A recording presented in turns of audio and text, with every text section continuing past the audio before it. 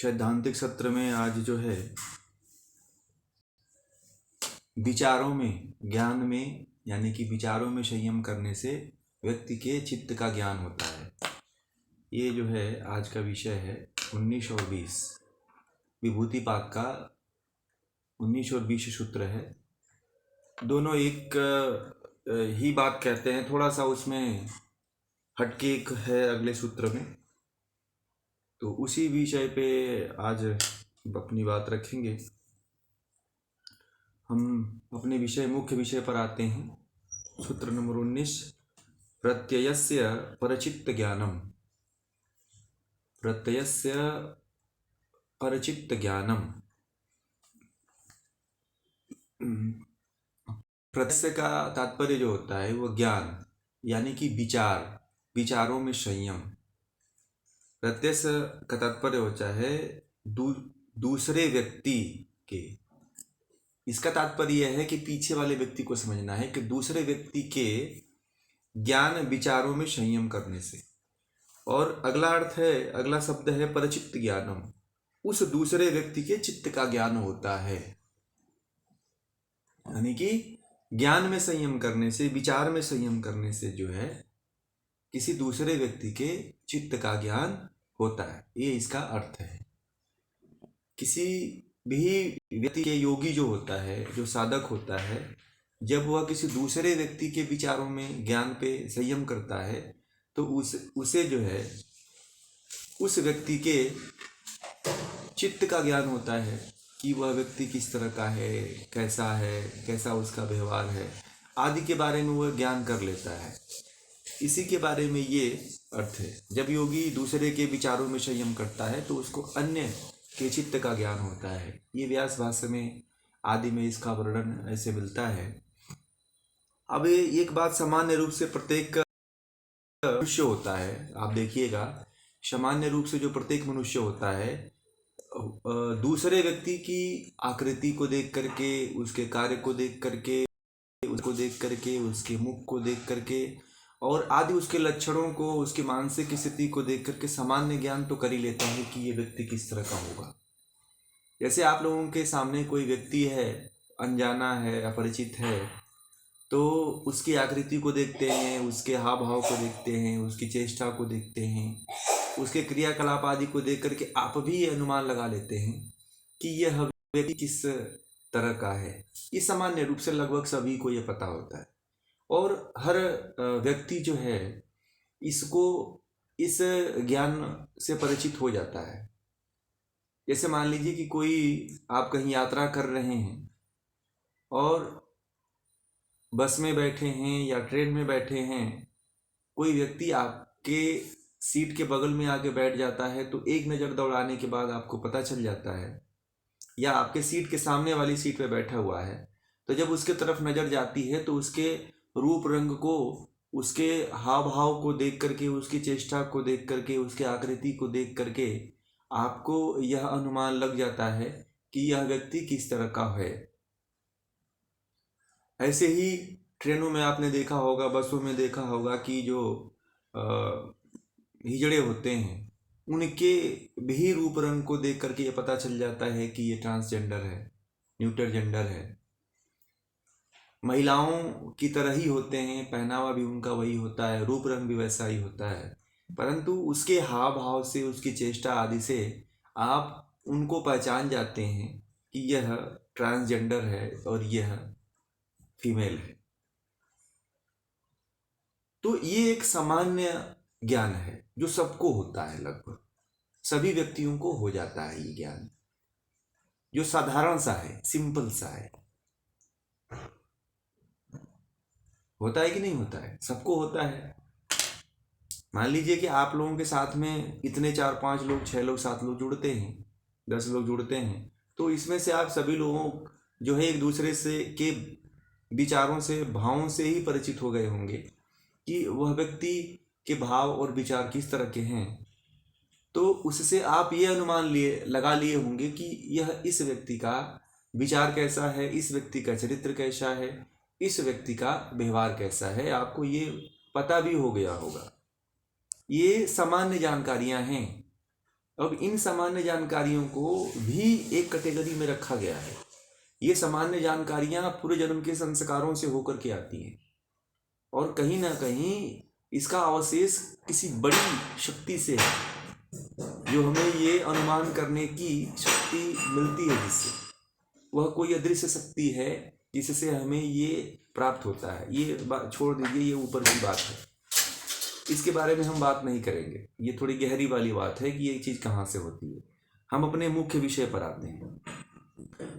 ये तो सामान्य व्यक्ति के बारे में मैंने बताया कि सामान्य व्यक्ति किसी के रूप, रंग, आकृति को देख करके, उसकी चेष्टा को देख करके अनुमान लगा लेता है कि ये व्यक्ति सही है कि गलत है। परंतु उसी में है कि जो योगी होता है, जो योगी व्यक्ति होता है, वह दूसरे की आकृति आदि के सहित विचारों में संयम करके सरलता से विशेष ज्ञान कर लेता है। योगी जो होता है उसके विचारों में, उसकी आकृति में, उसके भावों में जब संयम करता है तो वह विशेष ज्ञान की प्राप्ति कर लेता है। जो साधारण व्यक्ति को ज्ञान होता है उससे कुछ विशेष ज्ञान हो जाता है योगी को। हम और आपको किसी व्यक्ति के बारे में बताना हो तो जो हमारे प्रत्यक्ष दिखता है, हमारी आंखों से जो प्रत्यक्ष दिखता है, केवल हम उसी के बारे में वर्णन करेंगे, उसी के बारे में बता पाएंगे। परंतु जो योगी होता है वह किसी दूसरे व्यक्ति के चेष्टा में, कर्म में, क्रियाकलाप में, अगर उसके विचारों में संयम करता है तो वह एक विशेष प्रकार का ज्ञान प्राप्त करता है। उसके चित्त की स्थिति को भी जान लेता है कि उसको, उसकी चित्त की स्थिति क्या है।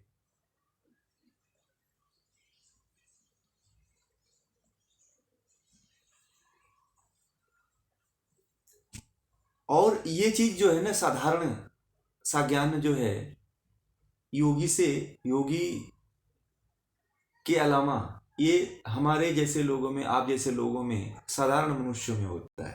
परंतु योगी में एक विशेष प्रकार का ज्ञान होता है, वह और किसी में नहीं होता है। इसलिए नहीं होता है कि वह संयम नहीं करता है। योगी संयम करता है, धारणा, ध्यान, समाधि करता है। अब ये बात कैसे पता चलेगी कि भाई विशेष ज्ञान प्राप्त हो गया? पहले के जो ऋषि मुनि हुआ करते थे, मैं सीधे उसी तरफ लेके चलता हूँ। पहले के जो ऋषि मुनि हुआ करते थे, किसी व्यक्ति को देख करके ही अनुमान लगा लेते थे कि यह व्यक्ति किस तरह का है, यह किस कैटेगरी का है। पहले ही देख करके पता कर लेते थे, संयम कर लेते थे उनके विचारों में। और आजकल के आपने सुना होगा कि कुछ कुछ आजकल ऐसे योगी और बाबा हैं जो सुनने में आता है कि वहाँ जाइए, मध्य प्रदेश में कोई ऐसी जगह है जहाँ पे कोई हैं ऐसे बाबा, सरकार के नाम से संबोधित हैं, पता नहीं कौन है, उनका नाम मुझे नहीं मालूम। लोग बड़ा उनके यहाँ जाते हैं और ये कहते हैं कि वो, आप ट्रेन में रहते हो तो वो जान जाते हैं कि हमारे तरफ कोई आता है, और आपके सारे पीछे के जितने भी क्रियाकलाप होते हैं उसको बता देते हैं कि आप ये कर रहे हो, आप यहाँ आपका अटैचमेंट है, यहाँ आपका बिखराव है, आपके घर में ऐसा है, ऐसा है, इस तरह से। तो अब कितनी सत्यता है वो तो हमें नहीं मालूम। तो जो इसके अनुसार, जो योग दर्शन के अनुसार, जो महर्षि पतंजलि की जो बात है, वह बड़ा उच्च कोटि का साधक जो रहता है वह उसी को ही किसी दूसरे के चित्त का ज्ञान हो सकता है, बाकी अन्य किसी को नहीं हो सकता है। यह बात केवल योगी को ही प्राप्त होती है, अन्य किसी को नहीं प्राप्त हो सकती है। अन्य जो व्यक्ति होता है वह केवल साधारण ज्ञान कर सकता है। जो वैज्ञानिक होते हैं वह किसी वस्तु के बारे में साधारण सा ही ज्ञान रखते हैं, उसकी विशेष स्थिति के बारे में, विशेष ज्ञान के बारे में नहीं पता कर पाते हैं। इसीलिए उनकी जो खोज होती है वह भौतिकी ही रह जाती है, ही रह जाता है। एक बात आप लोगों के बारे में मैं चर्चा करना चाहूँगा कि प्रत्यक्ष ज्ञान को ही भौतिकी, फिजिक्स कहते हैं। आज के जो वैज्ञानिक हैं, जो प्रत्यक्ष ज्ञान है उसी फिजिक्स को ही विज्ञान कहते हैं, उसी को विज्ञान मानते हैं। परंतु इस विज्ञान को हमारा अध्यात्म नकार देता है, कहता है कि जो केवल प्रत्यक्ष से दिखाई देता है वह ही वास्तविक ज्ञान नहीं है, उससे ऊपर का ज्ञान तुमने टच ही नहीं किया। और आधुनिक समय के लोग की जो विचारधारा है वो यही है कि जो प्रत्यक्ष है वही सत्य है, बाकी जो प्रत्यक्ष नहीं है वह सत्य नहीं है। जो प्रत्यक्ष वाली जो बात आती है उसमें बहुत काफ़ी समस्याएं आती हैं, बहुत दुख होते हैं, बहुत कष्ट झेलने पड़ते हैं, बहुत ही जो है असंतुष्टियां व्यक्ति के मन में व्याप्त रहती हैं उस अप्रत्यक्ष ज्ञान से। आज प्रत्यक्ष ज्ञान को लेकर के पूरे विश्व में जो है प्रत्यक्ष ज्ञान की ही डुग्गी पीटी जा रही है। प्रत्यक्ष ज्ञान को ही सब कुछ मान लिया जा रहा है कि जो आंखों से नहीं दिखाई देता है वह बेकार की चीज है। चार्वाक दर्शन आज फलीभूत हो रहा है। चार्वाक भी यही कहता था कि जो सामने तुम्हारे दिखाई देता है वो बस वही सत्य है, बाकी सब असत्य है। कभी उसकी गहराई में चार्वाक नहीं जा पाया। और आज का जो फिजिक्स है, आज का जो भौतिकी है, वह भौतिकी भी जो है, आज का जो भौतिक है वह भौतिकी भी वही केवल प्रत्यक्ष को मानता है। अभी किसी दूसरे व्यक्ति वैज्ञानिक के पास चले जाइए और कहिए कि योगी जो होता है, हमारे जो योगी होते हैं वह किसी के ज्ञान और विचारों में संयम करके विशेष प्रकार का ज्ञान प्राप्त कर लेते हैं, तो वो मानेगा ही नहीं, कहेगा कि तुम झूठ बोलते हो। वो कौन सा ज्ञान है भाई? आजकल देखिए मशीन, झूठ बोलने वाली मशीन ला दी है, परंतु वो मशीन वास्तविक धरातल पे खड़े नहीं उतरी है। बहुत से लोगों की जांच हुई, वह दिल्ली में जो बलात्कार हुआ था उस की भी जांच हुई, परंतु वो भी जो है वास्तविकता को कई मशीनें जो है नहीं पकड़ पाती है। आतंकवादी हैं, आतंकवादियों की क्या मंशा है वह मशीन नहीं पकड़ पाती है। जो प्रत्यक्ष है वो बहुत स्तरों पे नहीं खरे उतर पाता है। प्रत्यक्ष से केवल प्रत्यक्ष ही दिखाई दे सकता है, बाकी और कुछ नहीं दिखाई देगा। लोग ये समझते हैं कि प्रत्यक्ष से हम सब कुछ देख लेंगे, दुनिया को देख लेंगे, अध्यात्म को देख लेंगे। आजकल सबसे बड़ी विडंबना ये हो गई है कि बहुत बड़े बड़े सेंटरों पे मैं देख रहा हूँ कि आजकल ध्यान कराने के लिए मशीनें आ गई हैं कि आप मशीन में बैठ जाओ, आपका ध्यान लग जाएगा। आजकल मैं देखता हूँ कि चक्रों के जागरण करने के लिए मशीनें आ गई हैं। तो कितनी बड़ी मूर्खता की बात है। और इसमें बहुत बड़े योगी जा कर के फंस जा रहे हैं। मैं देख रहा हूँ कि सेंटरों पे जो है, बड़े बड़े योग के सेंटरों पे जो है ध्यान करने के लिए, चक्र जागरण करने के लिए जो है मशीनें लगी हुई हैं। रेज नापने के लिए, चक्रों को देखने के लिए आजकल लोग मशीन लगाए हुए हैं। ये प्रत्यक्ष मशीनों से प्रत्यक्षीकरण कुछ हो सकता है क्या? अदृश्य चीज का प्रत्यक्षीकरण हो सकता है? खुली आंखों से हो सकता है? भाई मशीन जो बना हुआ है वो अभी तो किसी व्यक्ति ने बनाया ही है ना। योग में बहुत बड़ी विडंबना आ गई है। आप लोगों को शायद पता होगा कि योग में जो है मशीन आ गई है, शायद पता होगा कि नहीं पता होगा, ध्यान कराने के लिए मशीन आ गई है।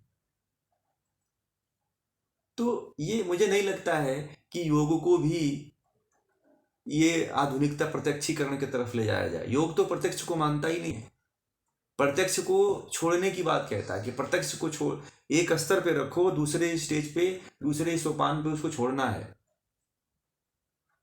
परंतु आज की जो ध्यान पद्धतियां हैं, जो आजकल के जो ध्यान सेंटर खुल रहे हैं, इसका बढ़ावा बड़े जोरों शोरों पे चल रहा है। लोग जा रहे हैं उन ध्यान सेंटरों में, कह रहे हैं कि वहाँ पे बड़ी बड़ी मशीनें लगी। एक लोग आए मेरे पास, कहे कि साउथ में ध्यान का एक मशीन लगी हुई है, वहाँ पे चक्रों को पूरा देख लेते हैं कि चक्र कौन सा गड़बड़ है। उस मशीन से कितना बड़ा झूठ पढ़ाया जाता है। ऐसा होता है क्या कभी? आप लोग बताइए, चक्र को कोई मशीन देख सकती है? ऐसा संभव है क्या? नहीं है ना। ये साधारण ज्ञान, और पता नहीं कैसे किस तरह का ये लोग ऑर्गन्स को देखने के, सूक्ष्मदर्शी आदि को देखने को ये लोग जो है वो कहते हैं कि सुई के नोक के बराबर भी प्रत्यक्षीकरण है चक्रों का, इतने सूक्ष्म है। जो पंचकोश समझ लिया, जो पंचकोश के से अवधारणा को जानता है, वह इन प्रत्यक्षीकरण के सिद्धांत को नहीं मानेगा। आगे के सूत्र में वही महर्षि पतंजलि कह रहे हैं कि 20वां सूत्र इसी से संबंधित है कि न च तत्सालंबनम तस्य विषयीभूत तत्वात्। ये 20वां सूत्र इसी से संबंधित है। इसी की बात को आगे ये कह रहा है। क्या कह रहा है कि न का तात्पर्य नहीं होता है, च मतलब परंतु, तत् मतलब वह चित्त का ज्ञान, इसको नोट भी कर सकते हैं चाहें तो आप लोग। सालंबन विषय, सालंबन का तात्पर्य होता है विषय यानी कि वस्तु सहित, और तस्य का तात्पर्य है उस योगी का अविषयीभूतत्वात्। उस अगला जो लास्ट वाला जो शब्द है उसका जो तात्पर्य है साक्षात्कार का विषय न होने से, साक्षात्कार का विषय न होने से। इसका तात्पर्य है, इसका जो अर्थ बनेगा, इस सूत्र का जो अर्थ है कि दूसरे के चित्त में संयम करने से परचित्त का ज्ञान आलंबन सहित नहीं होता है। अब यह बात देखिए यहाँ पे क्या बात कर रहे हैं महर्षि पतंजलि, कि दूसरे के चित्त में संयम करने से परचित्त का ज्ञान आलंबन सहित नहीं होता है, क्योंकि परचित्त का आलंबन वह योगी के संयम का विषय नहीं है। आलंबन का तात्पर्य कोई ना कोई सहारा लिया जाता है, जिस जैसे धारणा में कोई ना कोई आलंब रहता है। तो दूसरे के चित्त में संयम करने से परचित्त का ज्ञान आलंबन सहित नहीं रहता है, ये ध्यान रखिएगा, बार बार इसको बोल रहे हैं। और दूसरी बात कह रहे हैं कि परचित्त का आलंबन योगी के संयम का विषय नहीं होता है, दूसरे के चित्त के गलत विचारों का विषय जो योगी का संयम नहीं होता है, ध्यान रखिएगा। अब यहाँ पे एक बात है, अब इसको एक और तरह से समझाने का मैं प्रयास कर रहा हूँ कि योगी दूसरे व्यक्ति के विचारों में संयम करके उसके चित्त की स्थिति को जान लेता है। संयम करता है तो उसके चित्त की स्थिति को जान लेता है कि उसका चित्त राग वाला है कि द्वेष वाला है, ये उसको पता चल जाता है जब दूसरे के चित्त में संयम करता है तब। परंतु किसी वस्तु या व्यक्ति में इसका राग अथवा किस वस्तु या व्यक्ति में इसका द्वेष है यह नहीं जान सकता। योगी व्यक्ति की बात कह रहे हैं कि उसका किस व्यक्ति में राग है, किस व्यक्ति के साथ उसका प्रेम है, किस व्यक्ति के साथ उसका द्वेष है, यह योगी का विषय नहीं होता है। अभी लोग कहते हैं कि क्या योगी हमारे बुरे कामों को जानता है क्या? तो ये योगी नहीं होता है, राग द्वेष से तो परे होता है, इसीलिए रोगी कभी राग द्वेष के चक्करों में नहीं फंसता है। आपके गलत विचारों का योगी से कोई तात्पर्य नहीं होता, योगी से कोई मतलब नहीं होता। जो वह जानना चाहता है योगी वही जानेगा केवल। इसका कारण यह है कि जिस वस्तु या व्यक्ति में, जैसे कि इसका कारण यही होता है कि जिस व्यक्ति या वस्तु में वह व्यक्ति रागी या द्वेषी हुआ है, वह वस्तु या व्यक्ति उस योगी के संयम का विषय नहीं होता है। चाहे वो किसी में राग कर रहा है चाहे द्वेष कर रहा है, तो वो संयम का विषय वो नहीं होता है, राग द्वेष का विषय योगी का होता ही नहीं है।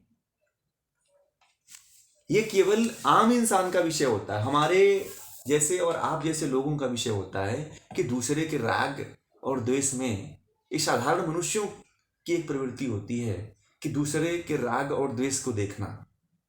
देखिए कितना बड़ा ज्ञान यहाँ पे छिपा हुआ है कि योगी का विषय नहीं होता है। आप सही हो, अच्छे हो तो उसके प्रति संयम करेगा योगी।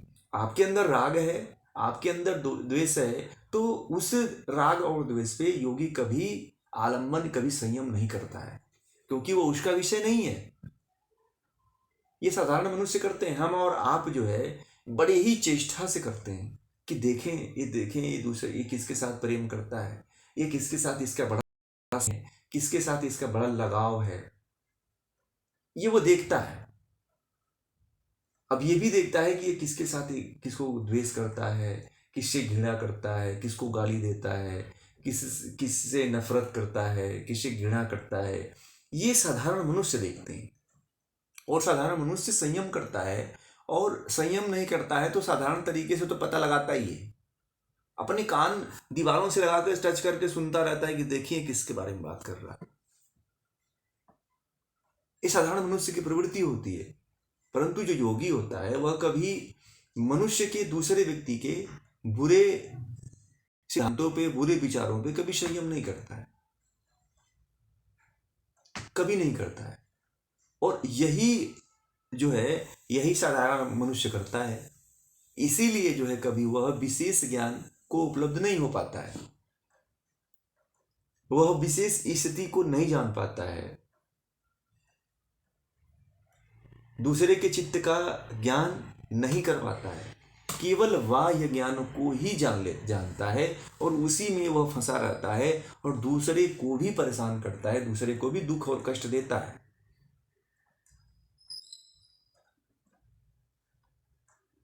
आप अपने आसपास देख लीजिए, आप अपने आसपास इर्द गिर्द देखिए, बहुत से ऐसे लोग मिल जाएंगे कि सुबह से लेकर के शाम तक जो है वह दूसरे व्यक्ति के बारे में ही बात करते हैं कि फला व्यक्ति ऐसा है, उसके लड़के ऐसे हैं, उसकी लड़कियां ऐसी हैं, उसकी माँ भी ऐसी है। इस तरह की बातें करते आपको मिलेंगे।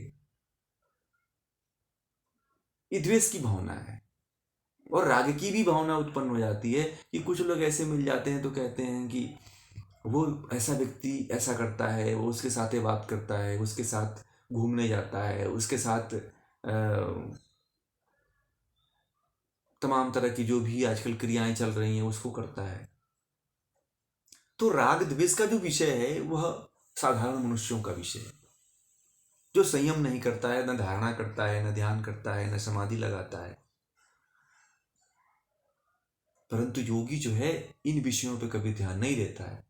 अब ये कहिए, कोई ये कह दे कि कुछ लोग जो है साधु सन्यासियों के पास जाते हैं तो पूछते हैं कि बाबा देखिए, मुझको मेरे साथ कितने लोग मेरे दुश्मन हैं, कितने लोग मेरे प्रिय हैं। तो साधु किसी भी ऐसे साधु के पास चले जाएंगे तो वो मौन हो जाता है ऐसे बात को सुन करके, कभी उसका जवाब नहीं देता। महात्मा बुद्ध के पास भी बहुत से लोग ऐसे जाया करते थे जो महात्मा बुद्ध से कहते थे कि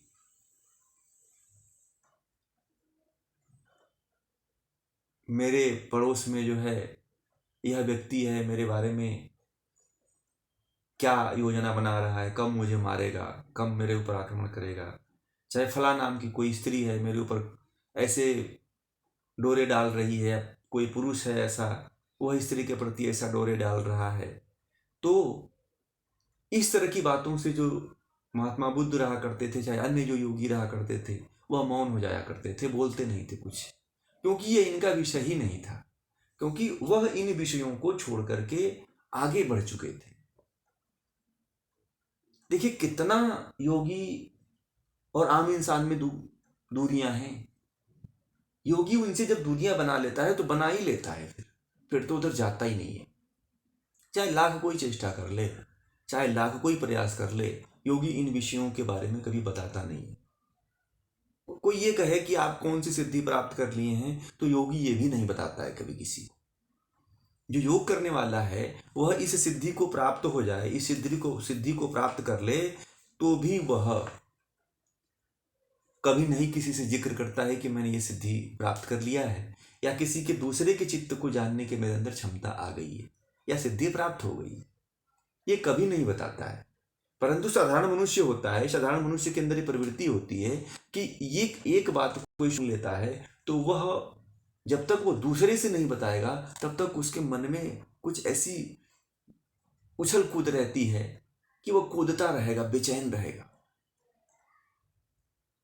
इसलिए बेचैन रहता है कि स्थिरता नहीं होती, क्योंकि वह ऐसा विषय ही है कि वह बेचैनी उत्पन्न करता है। कोई ऐसी बात हुई ना किसी बगल के व्यक्ति में, किसी के साथ कोई घटना घटित हो गई तो तुरंत व्यक्ति इसकी सूचना देता है कि इसके साथ ही अच्छा हो, ये बुरा ऐसा हुआ है, इसने ऐसा कर दिया। किसी के अच्छी बातों को कोई व्यक्ति प्रचारित ही नहीं करता है, किसी के अच्छे ज्ञान को व्यक्ति कभी बांटने की कोशिश ही नहीं करता है, क्योंकि वो उसी धरातल में जी रहा होता है जिस धरातल में दुनिया को देखता है। अब कोई ज्ञान, जैसे मान लीजिए कि योग दर्शन की एक क्लास चल रही है तो बहुत कम लोग होंगे जो इस ज्ञान को दूसरे की तरफ बांटते होंगे। अच्छे ज्ञान को अच्छे लोग ही बांटते हैं, बुरी बातों को बुरे हजारों लोग बांटते हैं, अच्छी बातों को बहुत कम लोग शेयर करते हैं। उनको पछता नहीं है वो ज्ञान। बुरी अगर बात कोई कह दे ना तो तुरंत फोन करके वो लोग बताते हैं कि आपको ऐसे बोला उसने, आपके प्रति ऐसी ऐसी बातें कह रहा था। अब वो व्यक्ति थोड़ा गुस्से में होगा, आक्रुद्ध होगा, गाली वाली देगा, तो फिर उस आदमी को सांत्वना मिल जाती है कि हाँ चलो मैंने बताया तो उसको गाली दिया हो। तो लोग इससे संतुष्ट हो जाते हैं। तुच्छ चीजों से संतुष्ट हो जाना भी एक बहुत बड़ी निकृष्टता है, बहुत नीचता है। ये हमारे अंदर बुरी भावना है, बुरी आदत है। इसको समझिए कि किसी दूसरे व्यक्ति की बुराई को भी नहीं सुनना चाहिए, क्योंकि वह अपनी बेचैनी आपके अंदर डाल रहा है।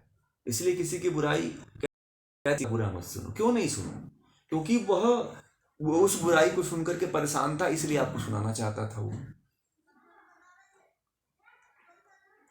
अब देखिए, बुराई ऐसी चीज होती है कि जब तक आप किसी को आप सुन करके किसी दूसरे को नहीं, तब तक आपके अंदर से जाती भी नहीं है।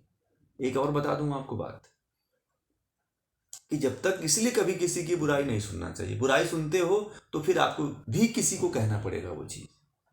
तो आपके द्वारा देखिए कहां कहां से बुरा कर्म हो रहा है। आप सुन तो लिए, फिर दूसरे को भी सुनाना पड़ेगा आपको, तभी अंदर बेचैनी समाप्त होती है। मैंने बहुत लोगों को देखा है।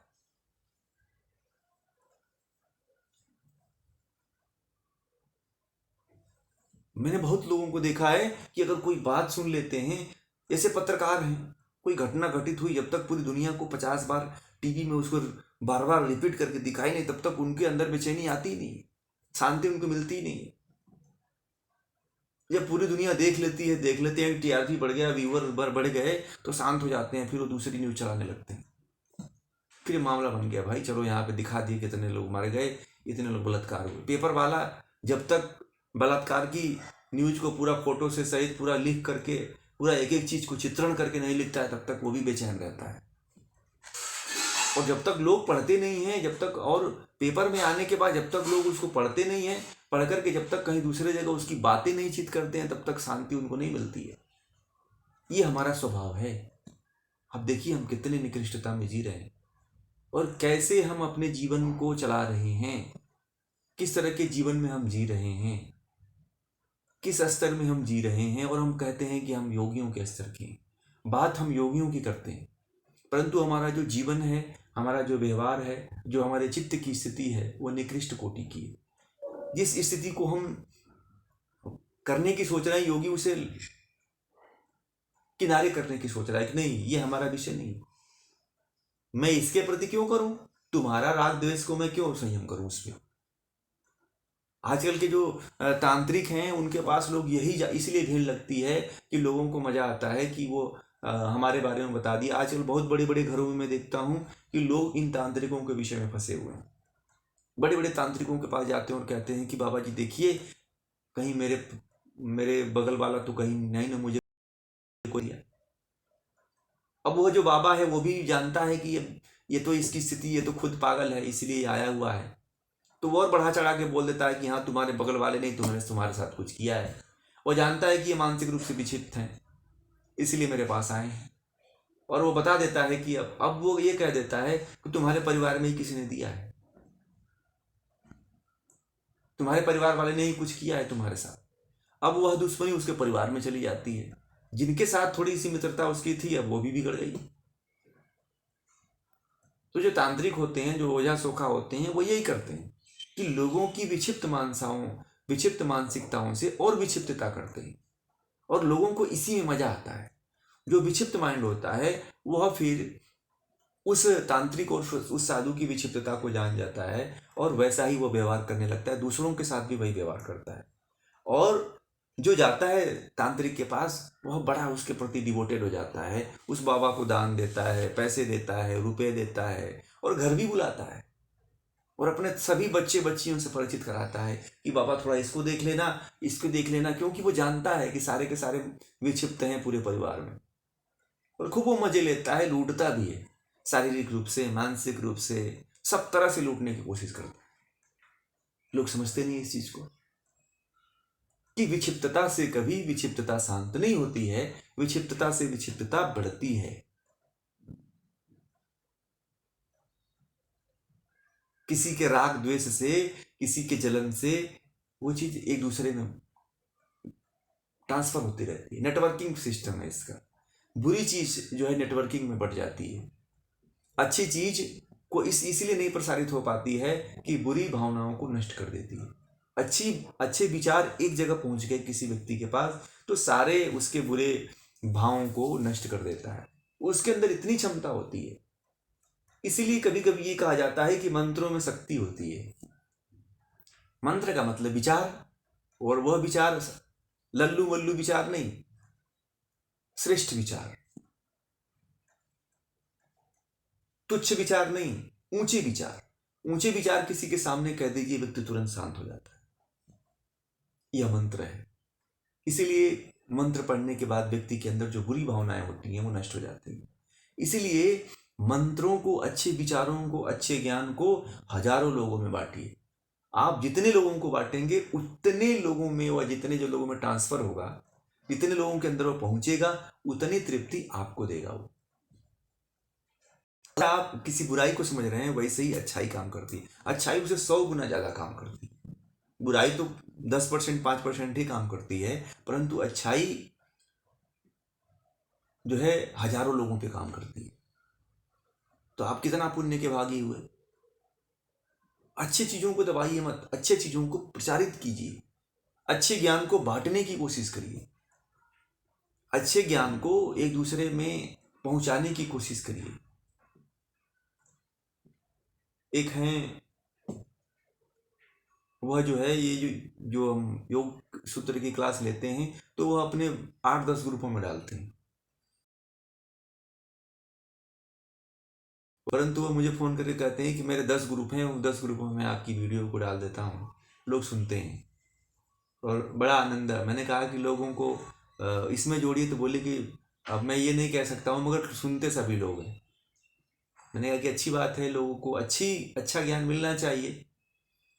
तो अच्छी भावनाएं, अच्छी विचार, अच्छे ज्ञान को ज़्यादा से ज़्यादा बांटिए कि हमारे जो बुरे भाव हैं, बुरे विचार हैं, वह जो है शांत हो जाए। आपने मंथरा को कभी देखा है? मंथरा को देखा था? मंथरा के अंदर जैसे ही ये पता चला कि राम को राज्याभिषेक होने वाला है, उसके अंदर वो आग उसको बेचैन करने लगी, और उसको जब बेचैन करती है तो तुरंत जाकर के वह कैकेयी को कहती है।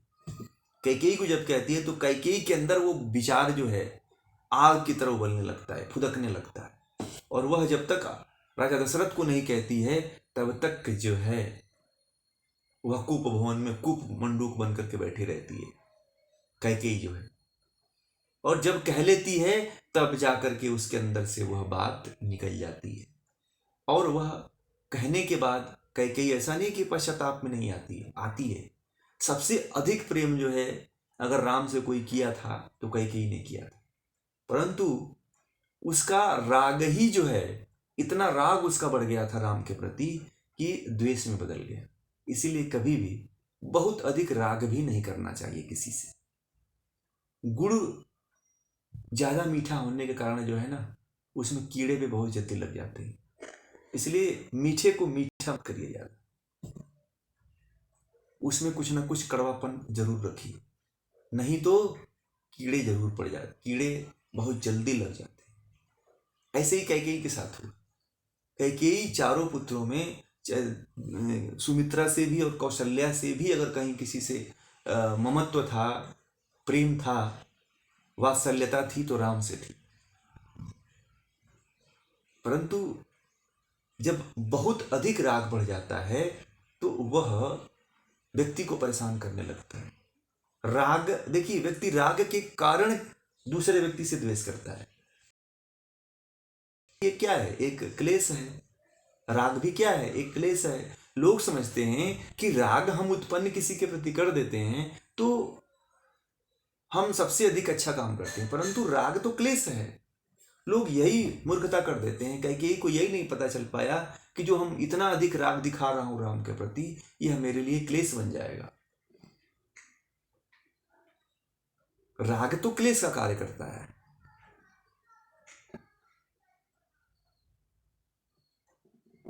और राग से लोग चाहते हैं कि हम इतना राग करें कि कभी हमारा कुछ बिगड़े ही नहीं, परंतु कैकेयी ने बहुत बड़ा राग कर लिया था, इसीलिए उसको राम के प्रति द्वेष हो गया।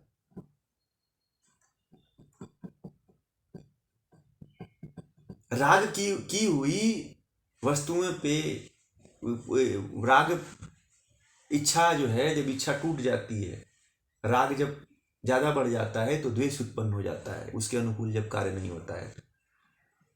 इसीलिए राग भी उतना नहीं करना चाहिए। गुड़ को ज्यादा मीठा मत करिए, नहीं तो उसमें भी कीड़े पड़ जाते हैं।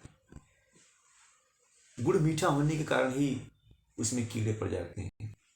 नमक में आज तक देखिए कभी कीड़े नहीं पड़े।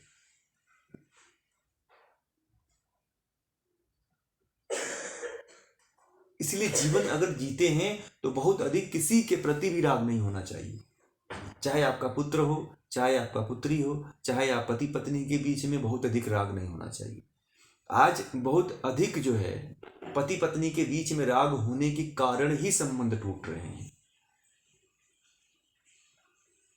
संबंध जो है बहुत अधिक राग बढ़ जाने के कारण ही होता है।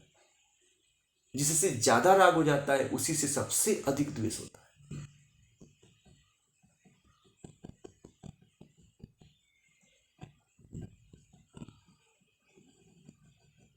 इसीलिए इन विचारों पे एक विशेष ध्यान दिया करिए कि कभी भी जो है किसी के प्रति जो है ये भाव अपने अंदर न लाया करिए। ठीक है ना। तो ये रहा आज का जो विषय दो, जो चित्त का ज्ञान था। ये तो विभूति के रूप में था, परंतु इससे जो ज्ञान अभी निकला है उस ज्ञान को आप विशेष अमल करिएगा अपने जीवन में, और इसको अपने जीवन में उतारने का प्रयास करिएगा। और जैसा महर्षि पतंजलि ने बताया है उस तरह से आप चित्त पे, किसी दूसरे व्यक्ति के चित्त पे, उसके अच्छे भावों पे ध्यान करके, धारणा ध्यान समाधि करके, संयम करके उसके चित्त के अच्छे विचारों को ज्ञान करिए। वही बात महर्षि पतंजलि इस सूत्र में बताया।